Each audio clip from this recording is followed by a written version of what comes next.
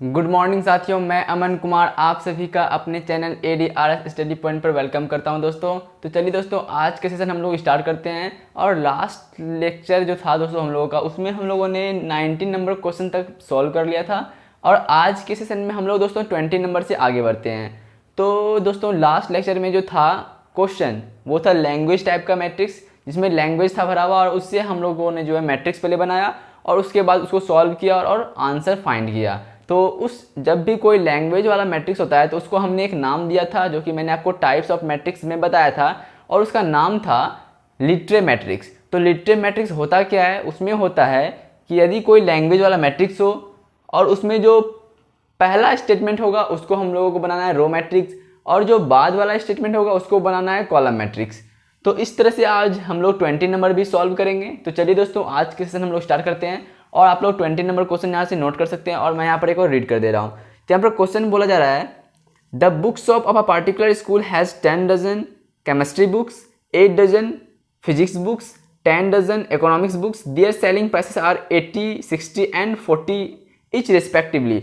मतलब दोस्तों प्रत्येक बुक का दाम यहाँ पर दे दिया हुआ कितना कितना है, 80 रुपया है, 60 रुपया है और 40 रुपये है। तो यहाँ पर बोला जा रहा है, find the total amount the books of will receive from selling all the books using matrix algebra. तो यहाँ पर हम लोगों को जो दोस्तों फाइंड करना है, यहाँ पर फाइंड करना है टोटल अमाउंट कितना होगा यदि हम प्रत्येक बुक को बेचते हैं, और उससे जो हमको पैसा होगा तो वो कितना अमाउंट में होगा। और वो फाइंड कैसे करना है? तो फाइंड करना है मैट्रिक्स अलजेब्रा को यूज करके, बाय यूजिंग मैट्रिक्स अलजेब्रा। क्योंकि दोस्तों इसको हम लोग जो है एकांकी मेथड से भी एक एक जो होता है दोस्तों, वो बोला सुने होंगे, मतलब पहले 1 रुपये पे निकाल लेते हैं, उसके बाद 100 रुपये का बोला होगा कितना वो निकल जाएगा। एक चॉकलेट का यदि हमको दोस्तों पहले मूल्य पता चल जाता है तो हम लोग उस तरह से 5 चॉकलेट का भी दाम निकाल सकते हैं और 10 चॉकलेट का भी हम लोग दाम निकाल सकते हैं। लेकिन हमको उस मेथड से नहीं बनाना है, हम लोगों को बनाना है किसे? By using matrix algebra. इसको जो है हम लोगों को मैट्रिक्स अलजेब्रा से सॉल्व करना है। तो चलिए इसको हम लोग यहाँ पर सॉल्व कर लेते हैं। तो मैंने जैसा कि दोस्तों मैंने आपको बताया लिटरे मैट्रिक्स का यहाँ पर यूज होगा, जिसमें कि लिटरे मैट्रिक्स क्या होता है कि पहला जो फर्स्ट स्टेटमेंट होगा उसको हम लोग रो मैट्रिक्स बनाएंगे, और जो सेकंड स्टेटमेंट होगा उसको हम लोग कॉलम मैट्रिक्स बनाएंगे। तो चलिए यहाँ पर हम लोग लिख लेते हैं सबसे पहले सॉल्यूशन, ठीक है। और अकॉर्डिंग टू द क्वेश्चन, ठीक है दोस्तों, अकॉर्डिंग टू द क्वेश्चन। तो क्वेश्चन के अनुसार यहाँ पे क्या होगा आप लोग यहाँ पर देखेंगे, the books of a particular school has 10 dozen chemistry, 8 dozen physics and 10 dozen क्या इकोनॉमिक्स बुक है। तो ये हमारा क्या होगा इस लैंग्वेज वाले मैट्रिक्स में, ये फर्स्ट स्टेटमेंट हुआ कि 10 डजन केमिस्ट्री का book, 8 dozen physics book and 10 dozen क्या है इकोनॉमिक्स बुक। ये हो गया हम लोगों का फर्स्ट स्टेटमेंट। अब यहाँ पे क्या बोला जा रहा है, दियर सेलिंग प्राइसेस आर 80 दिया हुआ है, 60 दिया है एंड 40 दिया है। एक मिनट पर आप लोग दोस्तों यहाँ पर वेट करेंगे थोड़ा सा। यहाँ पर जो मेरा दाम लिखा हुआ है वो यहाँ पर दोस्तों एकदम ठीक है। तो चलिए दोस्तों इसको हम लोग यहाँ पर कर लेते हैं। अकॉर्डिंग टू द क्वेश्चन हम लोग यहाँ पर लिख लिया, और मैंने आपको क्या बोला, ये क्या है हम लोगों का फर्स्ट स्टेटमेंट हुआ। तो चलिए फर्स्ट स्टेटमेंट को मैंने क्या बोला आपको, जो लैंग्वेज मैट्रिक्स में दिया रहेगा फर्स्ट स्टेटमेंट को हम लोग यहाँ पर रो मैट्रिक्स बनाएंगे। तो रो मैट्रिक्स बनाने के लिए हम लोग क्या कर लेंगे, यहाँ पर रो मैट्रिक्स बना देते हैं। यहाँ पर 10 डजन क्या बोल रहा है केमिस्ट्री बुक, तो यहाँ पर 10 हो जाएगा। फिर यहाँ बोल रहा है 8 डजन फिजिक्स बुक, 8 हो गया। और यहाँ पर बोला जा रहा है क्या दोस्तों 10 डजन इकोनॉमिक्स बुक। तो यहाँ पर हम लोगों ने इस तरह से फर्स्ट स्टेटमेंट को पहले रो मैट्रिक्स का फॉर्म दे दिया। अब जो है सेकेंड स्टेटमेंट क्या बोला जा रहा है, दियर सेलिंग प्राइसेस, जो कि बेचा जाता है 80 रुपये, 60 रुपये और 40 रुपये प्रत्येक बुक के दाम पर उसको सेल किया जाता है। तो इसको हम लोग कॉलम मैट्रिक्स बना लेंगे। तो ये क्या हो जाएगा, यहाँ पर हो जाएगा सबसे पहले 80 रुपया, फिर कितना है 60 है, फिर कितना है पर 40 है। तो इसको हम लोगों ने यहाँ पर इस तरह से फॉर्म दे दिया। फर्स्ट स्टेटमेंट को मैंने रो मैट्रिक्स बनाया और सेकेंड स्टेटमेंट को हम लोगों ने कॉलम मैट्रिक्स बनाया। अब यहाँ पर इसको हम लोगों को यहाँ पर सिर्फ सॉल्व कर देना है। तो हम लोगों का जो है टोटल अमाउंट फाइंड हो जाएगा कि जब हम लोगों ने पूरा का पूरा बुक बेचा तो कितना अमाउंट हम लोगों को प्राप्त हुआ। तो इसको अब आगे बढ़ाने से पहले आप यहाँ पर देखेंगे, यहाँ पर 8 डजन लिखा हुआ है, ओनली 8 नहीं लिखा हुआ है। यहाँ पर जो 80 रुपये दाम है वो एक बुक का दाम है, और यहाँ पर दिया हुआ है कितना 8 डजन, 8 दर्जन है। और एक डजन में कितना होता है दोस्तों 12 होता है, 1 डजन इक्वल टू 12 होता है। तो ये जो 80 रुपये दाम है ये कितने बुक का दाम है, एक बुक का यहाँ पर दाम दे दिया है वो कितना 80 रुपये दिया हुआ है। तो हम लोगों को जो क्या करना है, फाइंड करना है कितना, दर्जन में है बुक, तो दर्जन में है। तो यहाँ पर दोस्तों जैसे एक बुक का दाम 80 रुपये है, यदि हम बोलेंगे 12 बुक का दाम कितना होगा, तो वो हो जाएगा कितना 80 इंटू 12 हो जाएगा। तो यहाँ पर जो है 12 बुक का दाम निकल जाएगा। उसी तरह से हम लोग यहाँ पर क्या करेंगे, इसमें इंटू कर देंगे किससे, 12 से। 12 से इंटू क्यों करें दोस्तों, आप लोगों को समझ में आ गया होगा, क्योंकि यहाँ पर बोला जा रहा है क्या 8 डजन बोला जा रहा है, इसलिए हम लोग यहाँ पर क्या करेंगे 12 से मल्टीप्लाई करेंगे। यदि यहाँ पर बोला जाता हाफ डजन, 8 डजन के यहाँ पर लिखा था क्या हाफ डजन, तो हाफ डजन रहता तो हम लोग यहाँ पर क्या करते हैं 6 से यहाँ पर मल्टीप्लाई कर देते हैं। ये हम लोगों को क्या है, ये हम लोगों का है बुक। 10 डजन है, 8 डजन है और 10 डजन है। ये फिजिक्स है, ये फिजिक्स नहीं, ये क्या है, ये हम लोगों का केमिस्ट्री है, ये इकोनॉमिक्स है और ये फिजिक्स है। ये उसका मूल्य है 80 रुपये प्रत्येक बुक का दाम है, 60 रुपये प्रत्येक बुक का दाम है और 40 रुपये जो है प्रत्येक बुक का दाम है। तो एक बुक का दाम 80 रुपये है, तो इसको 12 से मल्टीप्लाई कर देंगे क्योंकि यहाँ पर डजन है। अब यहाँ पर दोस्तों आप लोगों को क्लियर हो गया होगा। तो चलिए अब हम लोग इसको सॉल्व कर लेते हैं। तो ये यहाँ पर हो जाएगा 10 का 10 हो जाएगा 8 और यहाँ पर भी 10 हो जाएगा। इसको जब हम लोग यहाँ पर मल्टीप्लाई करेंगे तो ये क्या हो जाएगा, इसको जब हम लोग यहाँ पर मल्टीप्लाई करेंगे तो 12 8 जा 96 और यहाँ पर 0 लग जाएगा। ठीक है, अब ये जो 12 60 से मल्टीप्लाई होगा तो ये होगा 720 और ये हो जाएगा 12 4 जा 48 और यहाँ पर एक 0 लग जाएगा। इसको हम लोगों को यहाँ पर सिर्फ सॉल्व कर देना है। ये क्या है 3/3 ऑर्डर का यहाँ पर मल्टीप्लीकेशन, सॉरी 3/3 नहीं, ये कितना है, एक रो है और 3 कॉलम है। इसमें कितना है, इसमें है 3 रो और 1 कॉलम है। तो चलिए यहाँ पर मल्टीप्लीकेशन ऑफ मैट्रिक्स इसको हम लोग यहाँ पर सॉल्व कर लेते हैं। तो यहाँ पर क्या होगा, इसको आप लोग यहाँ पर देखेंगे। पहले आप लोगों को यहाँ पर पहले मैं दिखा देता हूँ इसका ऑर्डर। इसका ऑर्डर क्या है, एक रो 3 कॉलम, मतलब 1/3। इसका क्या है ऑर्डर, 3 रो है 1 कॉलम, डेट मीन्स 3/1। तो यहाँ पर पहले मैट्रिक्स के कॉलम की संख्या दूसरे मैट्रिक्स की रो की संख्या पर बराबर है, तो ये मल्टीप्लाई होगा और इससे जो मल्टीप्लाई होकर बनेगा वो क्या होगा, उसका ऑर्डर क्या होगा, उसका ऑर्डर होगा ये, उसका ऑर्डर क्या होगा, ये होगा। यहाँ पर कितना 1 है और बाय यहाँ पर कितना 1 है। तो ये जो मैट्रिक्स जब मल्टीप्लाई होगा उसके बाद जो मैट्रिक्स बनेगा उस मैट्रिक्स का जो ऑर्डर होगा वो क्या होगा, 1/1 होगा। तो चलिए यहाँ से अब हम लोग जो है आगे बढ़ते हैं और यहाँ पर इसको मल्टीप्लाई कर लेते हैं। तो इसके लिए अब हम लोग यहाँ पर क्या करेंगे, चलिए इसको हम लोग यहाँ पर सॉल्व कर लेते हैं आगे। तो ये होगा 10 इंटू 9 60 में, तो ये क्या हो जाएगा 96 इंटू 10 हो जाएगा। फिर प्लस देते हैं हम लोग, फिर यहाँ पर 8 जो है यहाँ पर मल्टीप्लाई होगा किससे, 720 से, फिर प्लस देते हैं हम लोग। अब 10 जो यहाँ पर इससे मल्टीप्लाई होगा तो 10 इंटू क्या हो जाएगा 480 हो जाएगा। अब इसको हम लोगों को यहाँ पर सिर्फ सिंपली सॉल्व कर देना है। तो ये हो जाएगा 9600 प्लस ये कितना होगा, इसको मल्टीप्लाई करेंगे तो ये हो जाएगा इतना। ठीक है दोस्तों, यहाँ पर 8 2 16 8 से 56x, हाँ ठीक है, यहाँ पर प्लस। अब इसको जब यहाँ पर सॉल्व करेंगे ये कितना होगा 480 और 00 इतना हो गया। अब इस स्टेप के बाद आप लोग इधर आएंगे, इस स्टेप के बाद हम लोग यहाँ पर लिख रहे हैं इक्वल टू। इसको अब हम लोग यहाँ पर सिर्फ क्या कर लेंगे, ऐड कर लेंगे। तो ऐड करेंगे तो कितना हो जाएगा, ऐड करेंगे तो आप लोग यहाँ पर देखेंगे जो यहाँ पर एक बार इसको यहाँ पर लिख के ऐड कर दोस्तों, यहाँ पर क्या है 9600 है, 5760 है एंड 4800 है। तो ये 0 ये 6 हो गया दोस्तों यहाँ पर। ठीक है, अब 8 7 15 15 5 20 1 21 1 2 और 5 4 9 9 9 18 18 2 20 इतना आया दोस्तों यहाँ पर। इसको हम यहाँ पर लिख लेंगे 20160। यहाँ पर एक और आंसर दोस्तों यहाँ पर देख लेते हैं, आंसर यहाँ पर दोस्तों ठीक है एकदम। तो इस तरह से जो दोस्तों हम लोगों ने यहाँ पर आंसर फाइंड कर लिया है और आप लोग यहाँ पर देख लेंगे। अगर यहाँ जो दोस्तों आप लोगों को यहाँ पर नज़र आ रहा है तो मैं यहाँ पर ही लिख देता हूँ 20160, ये जो है आप लोगों का आंसर होगा। ठीक है, तो इस तरह से दोस्तों हम लोगों ने यहाँ पर फाइंड कर लिया है 20 नंबर। इससे यहाँ पर आप लोग दोस्तों इसे अच्छे से यहाँ पर नोट कर लेंगे। 20 नंबर यहाँ पर आप लोग दोस्तों इसे अच्छे से यहाँ पर नोट कर लेंगे। और अब हम लोग यहाँ से आगे बढ़ते हैं।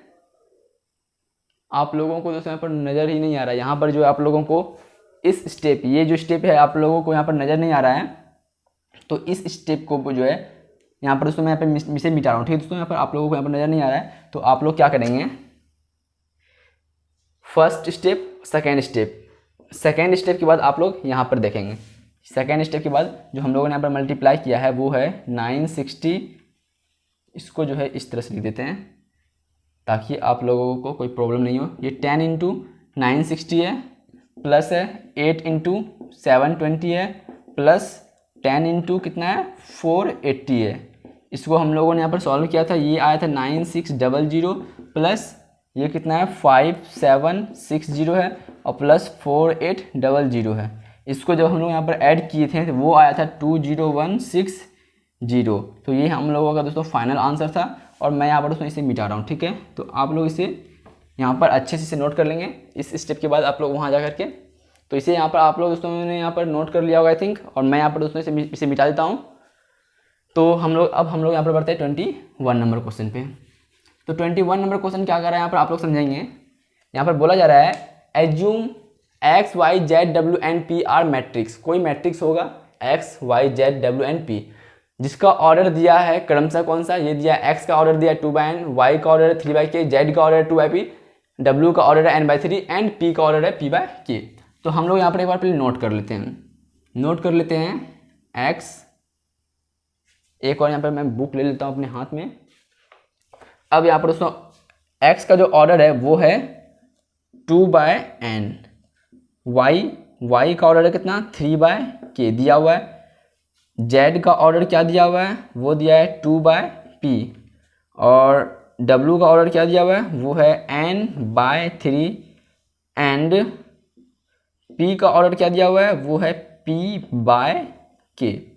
2/n, 3/k, 2/p, n/3 and p/k ये हम लोगों को जो है ऑर्डर दिया हुआ है।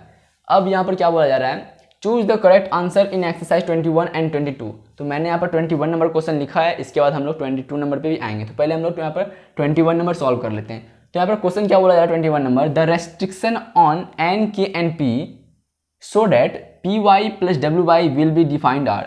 यदि दोस्तों P Y plus W Y यदि डिफाइंड होता है तो यहाँ पर से कौन सा उसका रिजल्ट यहाँ पर सही है, कौन सा ऑप्शन यहाँ पर सही है। तो इसको हम लोग यहाँ पर कैसे सॉल्व करेंगे, यहाँ पर आप लोग यहाँ पर देखेंगे ये क्या दिया हुआ है P Y plus W Y. तो इसको हम लोग यहाँ पर पहले लिख लेते हैं P Y plus W Y, यहाँ पर हम लोगों ने लिख लिया। अब आप लोग यहाँ पर क्या देखेंगे, यहाँ पर पहले यहाँ पर बता दिया गया है ये जो पी है वाई है डब्ल्यू है वाई है ये क्या है मैट्रिक्स है। यहाँ पर क्या बोला जा रहा है, यहाँ पर मैट्रिक्स यहाँ पर दे दिया है पहले से। तो यहाँ पर हम लोग क्या करेंगे, यहाँ पर कंडीशन यहाँ पर फॉलो करेंगे कि ये जो मल्टीप्लिकेशन ऑफ टू मैट्रिक्स यहाँ पर p है और y है जो ये मल्टीप्लाई हो रहा है, तो ये मल्टीप्लाई कब होगा, जब ये मल्टीप्लिकेशन ऑफ टू मैट्रिक्स का जो कंडीशन होता है उसको यदि सेटिस्फाइड करेगा तभी ये जो है py क्या होगा मल्टीप्लाई होगा, ये wy क्या होगा यहाँ पर मल्टीप्लाई होगा। तो मल्टीप्लाई होने का कंडीशन क्या है कि पहले मैट्रिक्स जो कि p है और दूसरे मैट्रिक्स जो कि y है, मतलब पहले मैट्रिक्स का जो कॉलम की संख्या होगा और दूसरे मैट्रिक्स जो y है उसका रो की संख्या जो होगा वो बराबर होगा, तभी ये जो मैट्रिक्स है ये क्या होगा सेटिस्फाइड होगा, तभी ये मैट्रिक्स पॉसिबल होगा। तो P का जो ऑर्डर है वो क्या है, P का ऑर्डर आप लोग यहाँ पर देख सकते हैं, यहाँ पर p/k है, डेट मीन्स स्मॉल p है और यहाँ पर स्मॉल k है। P का ऑर्डर यहाँ पर ये हो गया।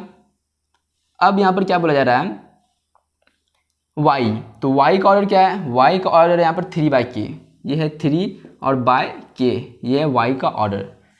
तो यहाँ पर जब ये मल्टीप्लाई हो रहा है तो इसमें क्या होगा, मल्टीप्लाई होने का कंडीशन है पहले मैट्रिक्स की ये कॉलम की संख्या और दूसरे मैट्रिक्स की रो की संख्या यदि बराबर होगा तो ये मल्टीप्लाई होगा। और यहाँ पर दोस्तों मल्टीप्लाई है तो इसका मतलब क्या हुआ कि यहाँ पर जो k है, यहाँ पर k के प्लेस पे क्या होगा, यहाँ पर जो 3 है, ये जो रो की संख्या यहाँ पर 3 है, इसका मतलब यहाँ पर k जो है k के प्लेस भी 3 ही होगा।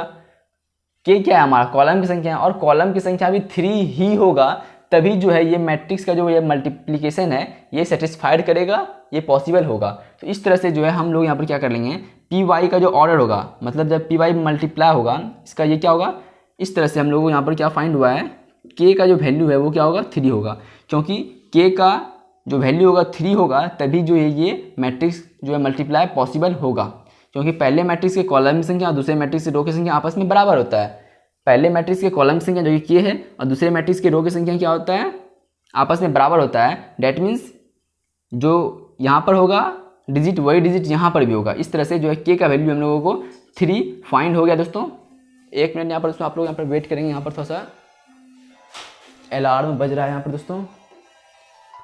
अब यहाँ पर जो है अभी जो दोस्तों यहाँ पर टाइम है, मैं जो अभी यहाँ पर वीडियो शूट कर रहा हूँ उस वीडियो का टाइमिंग है अभी 4 AM। अभी दोस्तों यहाँ पर 4 AM हो रही है और मैं यहाँ पर वीडियो शूट कर रहा हूँ। तो कोई नहीं, चलिए हम लोग यहाँ पर आगे बढ़ते हैं। तो यहाँ पर हम लोगों ने के का वैल्यू क्या फाइंड किया है, 3 किया है। अब यहाँ पर क्या समझने वाली बात है, यहाँ पर समझने वाली बात ये है कि ये जो मल्टीप्लाई होके आएगा, मल्टीप्लाई होके जो आएगा उसका क्या होगा ऑर्डर, तो उसका ऑर्डर होता है ये, उसका ऑर्डर क्या होता है, जो ये रिमेन्स है उसका ऑर्डर यही होगा, P/K होगा। जो ये मल्टीप्लाई होगा मैट्रिक्स, मल्टीप्लाई होने के बाद जो ऑर्डर आएगा उसका ऑर्डर होगा ये P/K। अब आते हैं इस साइड, W और Y। W का ऑर्डर क्या है, W का ऑर्डर यहाँ पर दिया हुआ है n/3, हम लोगों ने यहाँ पर लिख लिया n/3। ये क्या है हम लोगों का, ये है हम लोगों का रो, ये क्या है हम लोगों का, ये है कॉलम। ये P का ऑर्डर हम लोगों ने यहाँ पर लिख लिया, सॉरी W का ऑर्डर लिख लिया। अब Y का ऑर्डर क्या है, Y का ऑर्डर यहाँ पर दिया हुआ है 3/K, हम लोगों ने यहाँ पर लिख लिया 3/K। ये क्या है, ये हम लोगों का रो है, ये क्या है कॉलम है। तो यहाँ पर आप लोग देखेंगे जो कि मल्टीप्लिकेशन ऑफ टू मैट्रिक्स का कंडीशन होता है कि पहले मैट्रिक्स जो कि Y है उसके रो की संख्या, सॉरी उसके कॉलम की संख्या, और दूसरे मैट्रिक्स जो कि यहाँ पर Y है उसकी रो की संख्या यहाँ पर जो कि 3 है। मतलब पहले मैट्रिक्स के कॉलम की संख्या, दूसरे मैट्रिक्स के रो की संख्या, यदि बराबर हो तो वो मल्टीप्लाई सेटिस्फाइड होगा, वो पॉसिबल होगा। तो इस प्रकार से जो है यहाँ पर आप लोग देख सकते हैं कि यहाँ पर जो है रो की संख्या और कॉलम की संख्या यहाँ पर क्या है, बराबर है। तो ये मैट्रिक्स होगा मल्टीप्लाई। ये यहाँ तक हो गया। अब जो मल्टीप्लाई होगा ये तो कंडीशन को फॉलो किया कि ये कंडीशन होगा तो ये मल्टीप्लाई होगा, तो ये कंडीशन ठीक है, मतलब मल्टीप्लाई होगा। मल्टीप्लाई होने के बाद जो ऑर्डर आएगा वो ऑर्डर क्या होगा, वो ऑर्डर होगा ये जो बचा हुआ है यहाँ पर, जो ये बचा हुआ है यहाँ पर क्या है n है, तो यहाँ पर हम लोगों ने n लिख लिया, और बाय यहाँ पर क्या है k है, तो हम लोगों ने यहाँ पर क्या लिख लिया, k लिख लिया। तो यहाँ तक दोस्तों आप लोगों को क्लियर होगा, n यहाँ इक्वल टू यहाँ पर n/k आ गया है। तो इस प्रकार से जो है अब यहाँ पर कौन सा यहाँ पर आंसर होगा, तो आप लोग यहाँ पर देखेंगे ये Py जो मल्टीप्लाई होके आया है उसका ऑर्डर क्या है, P/K है। Wy जो मल्टीप्लाई हुआ है, मल्टीप्लाई होने के बाद जो उसका ऑर्डर हुआ है वो क्या हुआ है, यहाँ पर n/k है। अब यहाँ पर आप लोग यहाँ पर समझेंगे दोस्तों कि Py जो है मल्टीप्लाई होने के बाद जो उसका ऑर्डर आया वो क्या है, P/K है। तो हम लोग यहाँ पर डायरेक्ट लिख लेते हैं Py जो मल्टीप्लाई हुआ है, मल्टीप्लाई होने के बाद जो इसका ऑर्डर आया है वो क्या है, ऑर्डर P/K आया है, और यहाँ पर प्लस है Wy जो मल्टीप्लाई हुआ है, मल्टीप्लाई होने के बाद जो इसका ऑर्डर आया है, मल्टीप्लाई होने के बाद जो इसका ऑर्डर आया है वो ऑर्डर क्या आया है, n/k आया है। यहाँ तक क्लियर दोस्तों, n/k आया हुआ है। चलिए ठीक है। अब यहाँ पर क्वेश्चन यहाँ पर ये उठता है, ये क्या है, एक मैट्रिक्स है Py, ये क्या है Wy भी कोई मैट्रिक्स है, इसको हम लोग क्या कर रहे हैं, यहाँ पर ऐड कर रहे हैं। तो यहाँ पर तो मैंने आपको बताया था addition of two matrix. Addition of two matrix मैंने आपको क्या बताया था, मैंने आपको बताया था कि एडिशन तभी पॉसिबल है जब पहले मैट्रिक्स का ऑर्डर और दूसरे मैट्रिक्स का ऑर्डर बराबर होगा, इक्वल होगा। वो कैसे, यदि कोई पहला मैट्रिक्स है A, इसका ऑर्डर 3/2 है और इसको हम लोगों को ऐड करना है कोई मैट्रिक्स B है, तो इसका भी ऑर्डर 3/2 होगा। ये नेसेसरी है, 3/2 होगा ही होगा, तभी ये एडिशन ऑफ टू मैट्रिक्स क्या होगा, सेटिस्फाइड करेगा। मतलब कि पहले मैट्रिक्स का जो ऑर्डर होगा वही दूसरे मैट्रिक्स का भी ऑर्डर होगा। अब यहाँ पर क्या बात है, यहाँ पर बात ये है कि यहाँ पर प्लस दिया हुआ है, हम लोगों को यहाँ पर इसको ऐड करना है। तो ऐड कब होगा, जब ये जो रो है और ये कॉलम है, ये रो है ये कॉलम है, ये भी रो है और ये क्या है कॉलम है। यहाँ पर कॉलम के है, यहाँ भी कॉलम के है, तो कॉलम तो यहाँ पर बराबर है। अब यहाँ रो जो है P है और ये n है, ये रो भी बराबर होगा, तभी जो है ये addition of two matrix possible होगा। क्योंकि एडिशन ऑफ टू मैट्रिक्स में क्या होता है, ऑर्डर जो है दोनों मैट्रिक्स का बराबर होता है, तभी जो है संगत टर्म जो है दोनों मैट्रिक्स का ऐड होता है। तो इस तरह से जो है P का जो होगा ऑर्डर और n का ऑर्डर वो क्या होगा, बराबर होगा। इस प्रकार से हम लोग यहाँ पर लिख सकते हैं P = n, और K तो यहाँ पर पहले से ही बराबर है, यहाँ पर रो जो K है और यहाँ भी रो K है, ये K तो इक्वल है। तो यहाँ पर जो है P का मान और n का मान यहाँ पर क्या होगा, बराबर होगा, तभी जो है एडिशन ऑफ टू मैट्रिक्स यहाँ पर सेटिस्फाइड करेगा। क्योंकि ऐड कब होगा, यदि कोई मैट्रिक्स है 2 1 1 2, इसको हम लोगों को ऐड करना है तो ये ऐड होगा 1 2 3 4, मतलब ये जो 2/2 ऑर्डर का है तो ये भी 2/2 ऑर्डर का ही होगा। यदि कोई मैट्रिक्स B है, यदि कोई मैट्रिक्स जो है C है, इसका ऑर्डर यदि 3/2 है, तो यहाँ पर जब ऐड करेंगे इस मैट्रिक्स D को, इसका भी ऑर्डर 3/2 ही होगा। यदि कोई E मैट्रिक्स है जिसका ऑर्डर है 4/1 और इसको हम लोगों को ऐड करना है कोई मैट्रिक्स F है, तो इसका भी ऑर्डर 4/1 ही होगा, तभी ये एडिशन ऑफ टू मैट्रिक्स जो है इसका पॉसिबल होगा। तो इस प्रकार से हम लोगों ने पी का मान क्या फाइंड किया है, एन। तो इस प्रकार से अब आप लोग यहाँ पर आंसर फाइंड करेंगे। यहाँ पर दोस्तों हम लोगों ने यहाँ पर के का जो वैल्यू है 3 फाइंड पहले ही कर लिया है, के का वैल्यू। तो के का वैल्यू यहाँ पर 3 कहाँ है, यहाँ भी है, के इक्वल टू 3 यहाँ भी है, के इक्वल टू 3 यहाँ भी है, और यहाँ पर दोस्तों नहीं है। तो ये बी नंबर ऑप्शन तो यहाँ पर पहले ही रॉन्ग हो चुका है, बचा है ए, सी एंड डी। अब आगे बढ़ते हैं। हम लोगों ने यहाँ पर क्या रिजल्ट फाइंड किया है कि पी का जो वैल्यू होगा वो एन के इक्वल होगा। तो P इक्वल टू एन यहाँ पर देखते आप लोग यहाँ पर दोस्तों देख सकते हैं ए नंबर में है। तो इस प्रकार से जो है हम लोगों का ए नंबर ऑप्शन यहाँ पर राइट है बिल्कुल। और अगर जहाँ दोस्तों नहीं समझ में आया तो मैं यहाँ पर एक बार इसको दोस्तों फिर से यहाँ पर रिपीट कर देता हूँ। एक बार फिर से यहाँ पर मैं रिपीट कर रहा हूँ, एक बार फिर से यहाँ पर मैं रिपीट कर रहा हूँ ताकि अच्छे से समझ में आ जाए। चलिए दोस्तों एक बार रिपीट करने में कोई ज़्यादा टाइम नहीं लगेगा, तुरंत हो जाएगा रिपीट यहाँ पर। तो आप लोग यहाँ पर देखेंगे जो कंडीशन यहाँ पर दिया हुआ है पी वाई प्लस क्या दिया हुआ है, डब्ल्यू वाई दिया हुआ है।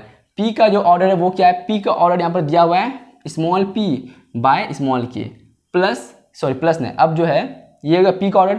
वाई का ऑर्डर क्या है, वाई का ऑर्डर दिया हुआ है यहाँ पर 3 बाय के, ये दिया हुआ है। हम लोग जानते हैं मल्टीप्लिकेशन ऑफ टू मैट्रिक्स तभी पॉसिबल होता है जब पहले मैट्रिक्स के कॉलम की संख्या दूसरे मैट्रिक्स के रो की संख्या आपस में बराबर होता है। तो इस प्रकार से जो है ये कॉलम की संख्या और ये रो की संख्या क्या होगा, आपस में बराबर होगा। तो बराबर होगा इसका मतलब क्या, के का वैल्यू यहाँ पर 3 होगा। यहाँ तक ठीक है। अब जो ये मल्टीप्लाई हुआ इसके बाद जो ऑर्डर होगा, मल्टीप्लाई होने के बाद जो उसका ऑर्डर आएगा वो ऑर्डर क्या होता है, जो ये होता है लास्ट का, ये जो बचता हुआ है ये पी बाय के, ये हो जाएगा ऑर्डर मल्टीप्लाई होने के बाद। अब W का यहाँ पर ऑर्डर क्या है, W का ऑर्डर यहाँ पर दिया हुआ है n/3 एंड Y का ऑर्डर क्या दिया है, Y का ऑर्डर यहाँ पर दिया हुआ है 3/k। तो हम लोग जानते हैं multiplication of two matrix possible तभी होगा जब पहले मैट्रिक्स के कॉलम की संख्या दूसरे मैट्रिक्स की रो की संख्या आपस में बराबर होगा। तो यहाँ पर बराबर है, इसका मतलब क्या होगा कि ये जो मल्टीप्लिकेशन है इसको जो मल्टीप्लाई करेंगे और मल्टीप्लाई करने के बाद जो इसका ऑर्डर आएगा वो ऑर्डर क्या होगा, वो ऑर्डर होगा ये पहले मैट्रिक्स का रो और दूसरे मैट्रिक्स का कॉलम। तो ये क्या हो जाएगा, n/k हो जाएगा। मल्टीप्लाई होने के बाद जो ऑर्डर आएगा वो ये होगा। अब आप लोग यहाँ पर देख सकते हैं क्या, P Y plus W Y, P Y जो मल्टीप्लाई हुआ जो उसका ऑर्डर आया वो ऑर्डर क्या है, इसका ऑर्डर है इसका p/k प्लस डब्ल्यू वाई जो मल्टीप्लाई हुआ, मल्टीप्लाई होने के बाद जो रिजल्ट आया उसका ऑर्डर क्या है, ये है n/k। तो यहाँ पर क्या होगा, जब हम इसको ऐड करेंगे तो एडिशन ऑफ टू मैट्रिक्स क्या कहता है कि एडिशन तभी होगा जब पहला मैट्रिक्स का जो ऑर्डर होगा और दूसरे मैट्रिक्स का जो ऑर्डर होगा हमेशा बराबर होगा, हमेशा इक्वल होगा, हमेशा सेम होगा पहले मैट्रिक्स का ऑर्डर और दूसरे मैट्रिक्स का ऑर्डर। तो यहाँ पर जो पहला मैट्रिक्स का यहाँ पर रो है, यहाँ पर रो क्या है, p है, और यहाँ पर रो क्या है, n है, और यहाँ पर जो पहला मैट्रिक्स का कॉलम है वो क्या है, k है, और दूसरे मैट्रिक्स का कॉलम क्या है, k है। तो यहाँ पर कॉलम तो दोनों जगह बराबर है लेकिन यहाँ पर रो क्या है, r है, यहाँ पर n है। तो इसका मतलब क्या हुआ, जो ये जो यहाँ पर p है और n है ये क्या होगा, यहाँ पर बराबर होगा तभी जो है ये एडिशन पॉसिबल है। इसका मतलब क्या है, यहाँ पर p इक्वल टू यहाँ पर n हो जाएगा। n क्यों होगा, क्योंकि यहाँ पर रो भी बराबर होगा तभी पॉसिबल।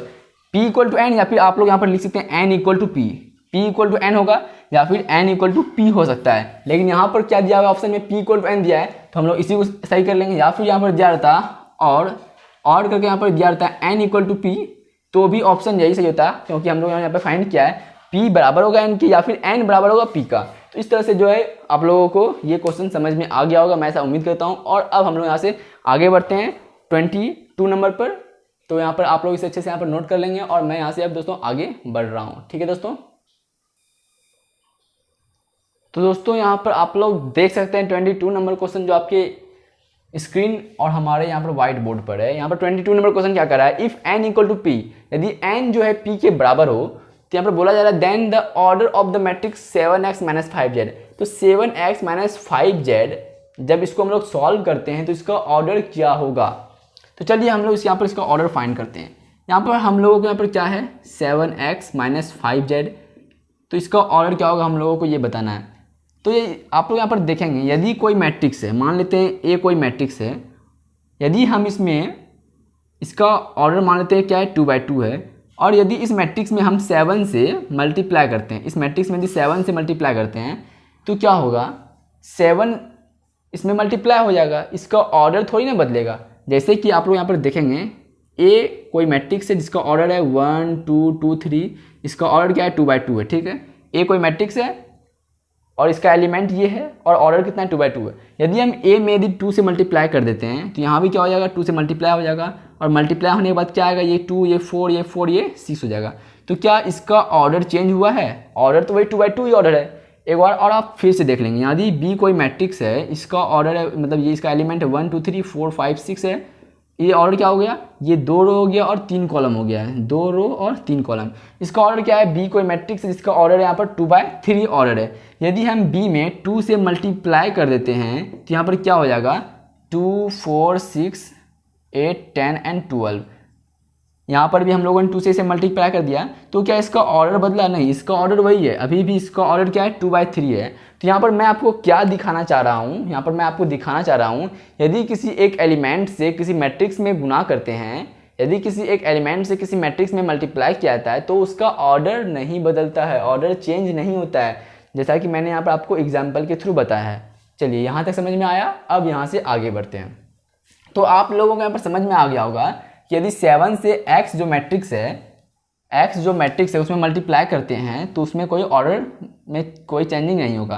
तो x का जो यहाँ पर ऑर्डर है वो क्या है, ऑर्डर x का ऑर्डर यहाँ पर दिया हुआ है 2/n, तो मैंने यहाँ पर 2/n लिख लिया है माइनस। अब z का ऑर्डर क्या है, z का ऑर्डर 2/p है, यहाँ पर ऑर्डर है। तो यहाँ तक क्लियर है। अब यहाँ पर हम लोगों को क्या समझना है, यहाँ पर ये जो 2 है ये n है, ये 2 है ये n है। तो यहाँ पर समझना क्या है, ये 2 क्या है हम लोगों का, ये रो है, n क्या है, कॉलम है। 2 क्या है, रो है, p क्या है, कॉलम है। अब हम लोगों को यहाँ पर दिया हुआ है यदि n इक्वल टू p, ये हम लोगों को गिवन है, n इक्वल टू p हम लोगों को यहाँ पर दिया हुआ है। तो हम लोग यहाँ पर क्या कर सकते हैं, ये जो ऑर्डर है और ये ऑर्डर है, ये क्या कर रहे हैं, यहाँ पर इसको सब्ट्रैक्ट कर रहे हैं। जैसा कि एडिशन ऑफ टू मैट्रिक्स में यहाँ पर नियम था क्या कि संगत term, that means corresponding term में ही ऐड होगा और सब्ट्रैक्ट होगा, और इसका ऑर्डर हमेशा इक्वल होगा, तभी जो है addition of two matrix possible है और सब्ट्रैक्शन ऑफ टू मैट्रिक्स भी पॉसिबल है, जब पहले मैट्रिक्स का ऑर्डर और दूसरे मैट्रिक्स का ऑर्डर बराबर होगा। तो यहाँ पर क्या है, यहाँ पर 2/n है ऑर्डर, यहाँ पर 2/p ऑर्डर है, तो ये ऑर्डर आपस में बराबर होगा तभी यहाँ पर subtraction of two matrix possible होगा। यहाँ पर पहले मैट्रिक्स का रो और दूसरे मैट्रिक्स का रो यहाँ पर तो बराबर है, पहले मैट्रिक्स का रो बराबर है और दूसरे मैट्रिक्स का भी यहाँ पर रो बराबर है। अब यहाँ पर क्या है, कॉलम यहाँ पर देख सकते हैं, यहाँ पर कॉलम यहाँ पर दिया हुआ है, n दिया हुआ है और यहाँ पर p दिया हुआ है, तो ये भी क्या होगा, आपस में बराबर होगा, n और p ये भी क्या होगा, आपस में बराबर होगा, तभी जो है ये क्या होगा, पॉसिबल होगा। तो यहाँ पर क्या हो सकता है ऑर्डर, इसका ऑर्डर क्या होगा, या तो इसका ऑर्डर क्या हो सकता है, 2/n हो सकता है ऑर्डर, n के यदि p के प्लेस पर n लिखते हैं 2/n होगा ऑर्डर, या फिर क्या हो सकता है इसका ऑर्डर, या फिर 2/p इसका ऑर्डर हो सकता है। क्यों दोस्तों, क्योंकि यहाँ पर n इक्वल टू क्या है, हम लोगों को यहाँ पर p दिया हुआ है ना, n के प्लेस पर हम लोग यहाँ पर p पुट कर सकते हैं, तो n इक्वल टू p हो सकता है ऑर्डर, मतलब 2/n हो सकता है, या फिर p के प्लेस पर आप n लिख दीजिए, या फिर 2/n ऑर्डर हो जाएगा। तो यहाँ पर आप लोग कौन सा ऑप्शन होगा, यहाँ पर आप लोग देख सकते हैं इस प्रकार से ऑप्शन जो यहाँ पर b होगा, ऑप्शन b यहाँ पर राइट है। एक बार मैं वीडियो का लेंथ चेक कर लेता हूँ और उसके बाद मैं इस क्वेश्चन को फिर से, यहाँ पर 28 मिनट हो चुका है दोस्तों, मैं यहाँ पर एक बार इस क्वेश्चन को फिर से यहाँ पर रिपीट कर देता हूँ, एक बार फिर से रिपीट कर देता हूँ। यहाँ पर समझना क्या है कि यदि किसी एक एलिमेंट से किसी मैट्रिक्स में मल्टीप्लाई करते हैं तो उसका ऑर्डर नहीं बदलता है, किसी एक एलिमेंट से किसी मैट्रिक्स में यदि मल्टीप्लाई करते हैं तो उसका ऑर्डर नहीं बदलता है, ये आप लोग समझ गए होंगे, मैंने आपको एग्जाम्पल भी दिया था अभी जस्ट। तो 7 से किसी मैट्रिक्स x है, ये x कोई मैट्रिक्स है, इसमें हम लोग मल्टीप्लाई कर रहे हैं, तो x का जो ऑर्डर है क्या है, ऑर्डर 2/n है, x का ऑर्डर क्या है, 2/n है, तो ये इसके ऑर्डर में कोई चेंजिंग नहीं होगा यदि हम 7 से मल्टीप्लाई करते हैं। चलिए ठीक है, अब माइनस तो माइनस दिए, 5 कोई एक डिजिट है, कोई एक एलिमेंट है जो कि z कोई मैट्रिक्स है, उससे मल्टीप्लाई करते हैं, तो z का जो ऑर्डर है वो क्या ऑर्डर है, वो z का ऑर्डर यहाँ पर है 2/p है, जो कि लिख दिया। तो किसी एक एलिमेंट से किसी मैट्रिक्स में यदि गुना कर रहे हैं तो उसका ऑर्डर में कोई चेंजिंग नहीं होगा, तो चेंजिंग नहीं हुआ तो z का जो ऑर्डर था 2/p वो मैंने यहाँ पर लिख दिया। अब आप लोग यहाँ पर समझेंगे, अब आप लोग यहाँ पर समझेंगे क्या, ए कोई मैट्रिक्स है जिसका है 1 2 3 4 5 6 है, माइनस बी कोई मैट्रिक्स है, बी कोई मैट्रिक्स है, इसका ऑर्डर क्या होगा, मान लेते हैं यहाँ पर क्या 1 2 3 4 5 6 है, ये क्या हो गया, 2 रो 3 कॉलम, 2 रो 3 कॉलम और 2 रो 3 कॉलम हो गया। यहाँ पर रो कितना है, 2 है, यहाँ भी रो 2 है, यहाँ भी रो 2 है, यहाँ भी रो 2 है, रो तो यहाँ पर बराबर है, रो यहाँ पर बराबर है। अब कॉलम क्या है यहाँ पर, कॉलम तो यहाँ पर n है, यहाँ पर कॉलम क्या है, p है। कॉलम यहाँ पर n है, कॉलम यहाँ पर p है। ये कॉलम जब तक n इक्वल टू p नहीं होगा तब तक जो ये सब्ट्रैक्शन है ये पॉसिबल नहीं होगा। यहाँ पर जो n इक्वल टू p नहीं होगा तो ये सब्ट्रैक्शन पॉसिबल नहीं होगा। क्यों? यदि n का मान लीजिए 3 हो जाता है और p का मान यदि 4 होता है, यदि अलग अलग होता है तो इसका ऑर्डर चेंज हो जाएगा, इसका ऑर्डर हो जाएगा तब 2/3 और माइनस हो जाएगा 2/4। तो ये ऑर्डर सेम नहीं है, तो इस प्रकार से जो है सब्ट्रैक्शन ऑफ टू मैट्रिक्स ये पॉसिबल यहाँ पर नहीं होगा। यदि आप लोग यहाँ पर समझेंगे तो यहाँ पर एक बार और फिर से, यदि हम यहाँ पर मान लेते हैं n का मान 5 और p का मान लेते हैं 6, तो इस प्रकार से जो है x का जो ऑर्डर हो जाएगा वो हो जाएगा क्या, n के प्लेस पर 5 माइनस p के प्लेस पर जाएगा 6। तो यहाँ पर ऑर्डर सेम नहीं है, डेट मीन्स यहाँ पर जो है सब्ट्रैक्शन यहाँ पर पॉसिबल ही नहीं होगा। इस प्रकार से जो है n का मान p के इक्वल होगा तभी जो है ये सब्ट्रैक्शन जो है यहाँ पर सब्ट्रैक्शन जो यहाँ पर पॉसिबल होगा। तो n इक्वल टू यहाँ पर p नेसेसरी है। अब जब n equal to p necessary है तो यहाँ पर कंडीशन क्या बनता है, फर्स्ट कंडीशन यहाँ पर बनता है या तो 2/n हो जाएगा, n के प्लेस पर n रखिए, या तो आप क्या कर सकते हैं सेकेंड नंबर कंडीशन n के प्लेस पर की p कर दीजिए, क्योंकि n इक्वल टू p है तो आप n के प्लेस पर p कर सकते हैं। अब ये जो दोनों आया है रिजल्ट, ये दोनों रिजल्ट सही है, ये दोनों आंसर सही है, तो अब आप लोग यहाँ पर चूज कर सकते हैं यहाँ पर कौन सा आंसर यहाँ पर मैच कर रहा है। यहाँ पर 2/n मैच कर रहा है तो ये 2/n एकदम बिल्कुल राइट आंसर है। और यदि दोस्तों एक और ऑप्शन ई रहता और ई में ऑप्शन दिया रहता 2/p एंड एक f दिया रहता, f में दिया रहता b and e both, b and e both, तो आप लोग क्या करते हैं ऑप्शन f मारते हैं और b और e दोनों जो है ऑप्शन सही है। इस प्रकार से जो है यहाँ पर जो है हम लोगों ने 3.2 आज के सेशन में हम लोगों ने कंप्लीट कर लिया है। और अब हम लोग जो है नेक्स्ट जो हम लोग स्टार्ट करेंगे उसमें क्या होगा, कुछ प्रूव पहले करना है हमको, उसमें जो है कुछ फॉर्मूला है उसको पहले प्रूव करना है, और उसके बाद जो है हम लोग फिर से जब थ्योरी कुछ कवर हो जाएगा तो हम लोग जो स्टार्ट करेंगे क्या 3.3।